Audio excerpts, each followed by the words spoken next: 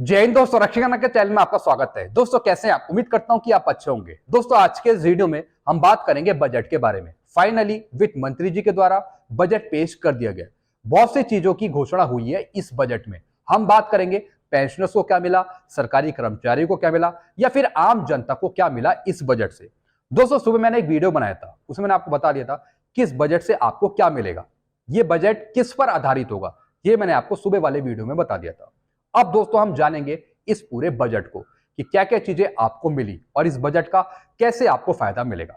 चलते हैं दोस्तों वीडियो में आगे बढ़ते हैं, लेकिन उससे पहले एक छोटी सी अपील मैं आपसे कर रहा हूं। अगर आप पहली बार मेरा चैनल देख रहे हैं या फिर ये वीडियो देख रहे हैं तो आप मेरा चैनल सब्सक्राइब भी कर सकते हैं, जिसका नाम है रक्षित खन्ना, क्योंकि ऐसी जानकारियां, सही जानकारियां आपको मिलती रहती है इस चैनल के माध्यम से। चलते हैं दोस्तों आगे बढ़ते हैं। सबसे पहला पॉइंट है, यह बजट मिडिल क्लास के लोगों को ध्यान में रखकर बनाया गया है। जी हाँ दोस्तों, जो मैंने सुबह वीडियो बनाया था उसमें मैंने आपको क्लियर कर दिया था कि जो ये बजट पेश होगा ये किस पर आधारित होगा। दोस्तों ये बजट जो पेश किया गया ये मिडिल क्लास के लोगों को ध्यान में रखकर बनाया गया। जी हाँ दोस्तों, और जो मोदी जी का लक्ष्य है 2047 का कि कैसे देश को विकसित करना है, उसको भी ध्यान में रखा गया। तभी दोस्तों ये बजट पेश किया है इस आधार पे, यानी दोस्तों देश को कैसे विकसित करना है 2047 तक, और दूसरा मिडिल क्लास के जो लोग हैं उनको ध्यान में रखकर यह बजट पेश किया गया। जी हाँ दोस्तों, फिर दोस्तों अगला पॉइंट, सरकार ने या फिर इस बजट ने mobile phone, battery, LED TV, electric car, jacket, cancer की 36 दवाएं और कपड़ों का सामान सस्ता किया है। जी हाँ दोस्तों, जो महंगाई थी कुछ चीजों पर वो कम करी है इस बजट ने। जी हाँ दोस्तों, जो इससे पहले बजट पेश हुआ था पिछले साल उसमें भी ऐसा हुआ था, कुछ चीजों के दाम कम कर दिए थे, प्राइस कम कर दिए गए थे। इस बार भी दोस्तों वैसा ही हुआ है।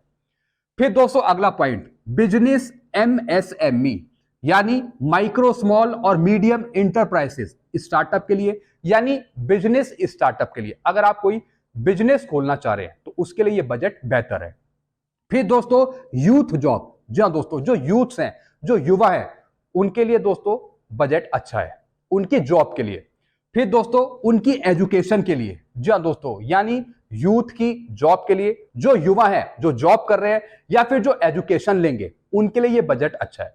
जो बिजनेस स्टार्ट करना चाह रहे हैं, बिजनेस इस्टेब्लिशमेंट करना चाह रहे हैं, उनके लिए बजट अच्छा है। जी हाँ दोस्तों, यह बजट औद्योगिकरण के मामले में अच्छा है। जी हाँ दोस्तों, फिर दोस्तों अगला पॉइंट, आत्मनिर्भर भारत स्टार्टअप करने की सीमा 10 करोड़ से बढ़ाकर 20 करोड़ हुई है।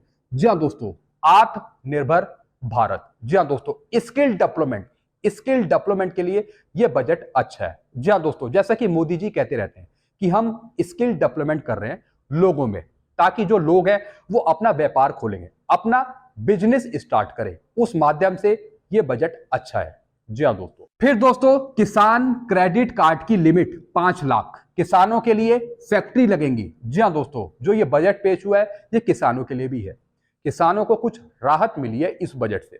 जैसे दोस्तों किसानों के लिए फैक्ट्रियां खोली जाएंगी, जो किसानों की क्रेडिट कार्ड लिमिट है उसको भी दोस्तों यहां पे बढ़ाया गया है। जी हाँ दोस्तों, 5 लाख उनकी लिमिट करी गई है क्रेडिट कार्ड की।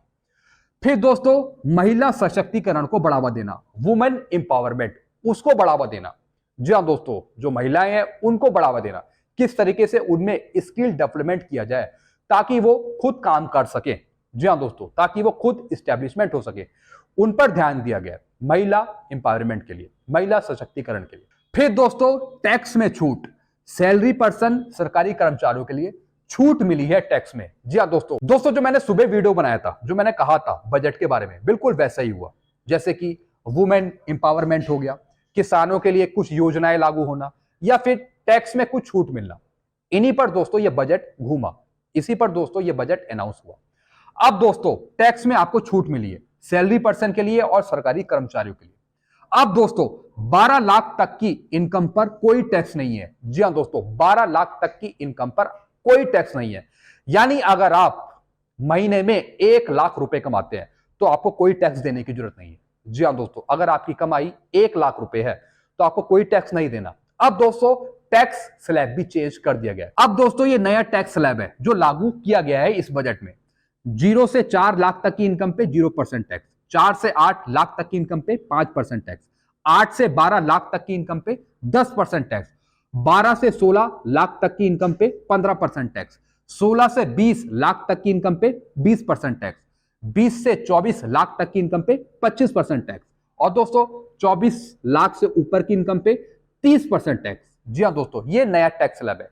एक और चीज दोस्तों मैं आपको समझा दूं, ये टैक्स स्लैब उन पर ही लागू होगा अगर उनकी सैलरी या फिर इनकम 12 लाख से ऊपर है। जी हाँ दोस्तों, 12 लाख पर तो दोस्तों कोई टैक्स आपको नहीं देना। जिनकी 12 लाख से ऊपर इनकम होगी, सैलरी होगी, तब दोस्तों ये टैक्स स्लैब अप्लाई होगा उन पर।